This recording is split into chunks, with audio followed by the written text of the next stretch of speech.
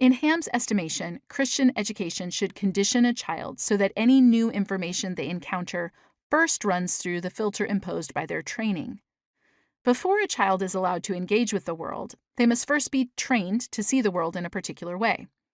And the stakes, as usual, are high.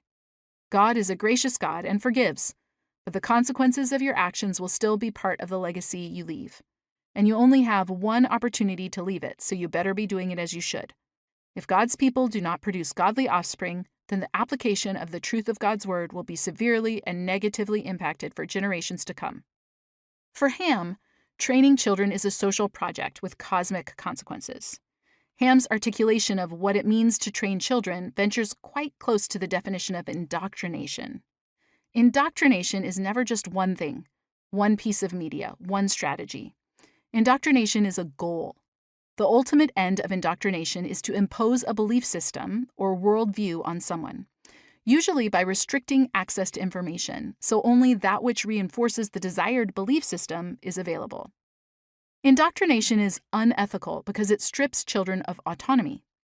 It is distinct from teaching, or even persuasion, because it involves strategically removing access to information that would allow a learner to ask questions, evaluate sources, or consider alternatives. Raising a child in a faith community is not necessarily indoctrination. Every human being has a worldview that begins to take shape during childhood. It is dishonest to suggest that it is possible to raise a child without helping them form their worldview. Ham's vision of education approaches indoctrination because it severely restricts a child's social and intellectual world. He advocates for homeschooling because it is impossible to train children under a worldly system and then add God to it, and because it is too easy to lose saltiness in an unsalty environment. Among the dehumanizing things Ham says about children throughout his book, perhaps the one that best sums up his view of them is this: children are not miniature adults. They are unable to discriminate between good and evil. They don't have the discipline to choose between truth and the cleverly crafted evolutionary philosophies.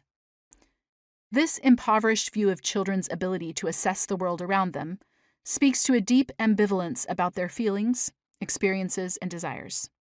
Here, Ham's point centers on their inability to discern between truth and misinformation. But in service of making his point, he paints children in a particularly unflattering light, encouraging parents to see children as utterly senseless when it comes to discerning good and evil in the world around them. What does it mean to say that children can't recognize good in the world? Do we really believe that God doesn't imbue children with the ability to see beauty, experience joy, feel deep love and affection, and know beyond a doubt that those things are good? When children experience the loving care of their mother, are they unable to sense and know that their mother's love is good?